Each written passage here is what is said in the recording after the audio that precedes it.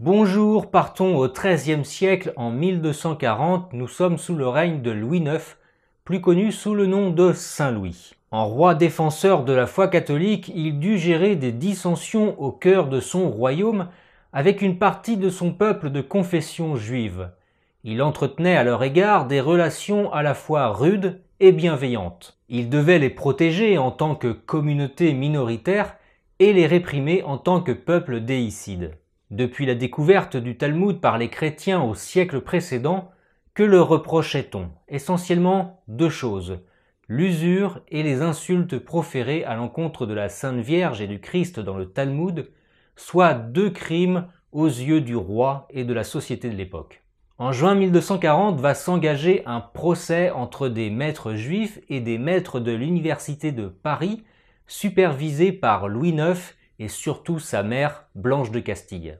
Comment s'est déroulé ce procès et quelles en furent les conséquences? C'est ce que nous allons voir tout de suite, mais avant, je vous invite à laisser un commentaire, à partager la vidéo, ou si vous voulez soutenir mon travail, deux possibilités, me faire un don via la plateforme Tipeee, ou d'acheter un livre de ma maison d'édition, les éditions Vox Gallia. Tous les liens sont en description de la vidéo. Merci, bon épisode.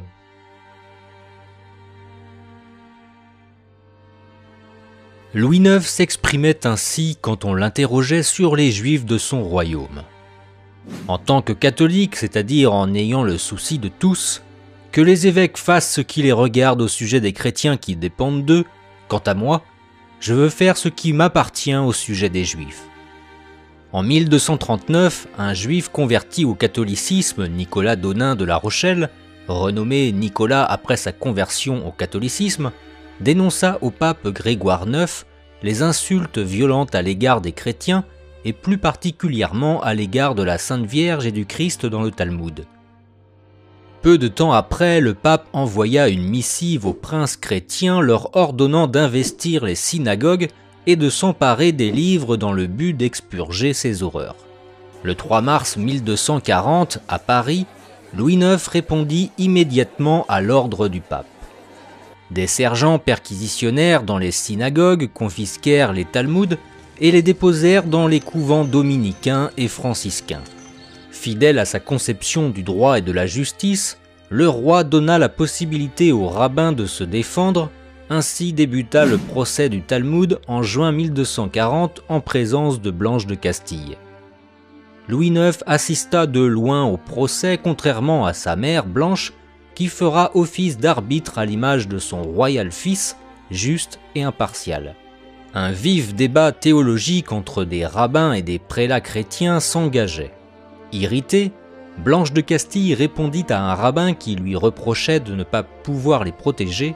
« Ne parle plus jamais comme ça, car notre intention est de vous protéger. » Après 2 ans de disputation, le procès se conclut par la crémation de 24 chartés du Talmud en place de Grève à Paris en 1242, puis en 1244.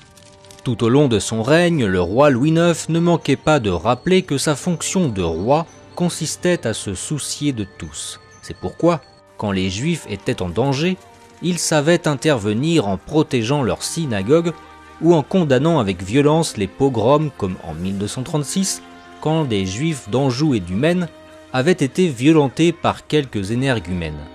Le pape rappela Louis IX à l'ordre et l'invita à sanctionner les coupables, ce qui fut fait. Il a passé une bonne partie de sa vie à essayer de convertir les Juifs à la foi chrétienne, non par la force, mais par le sermon des prédicateurs.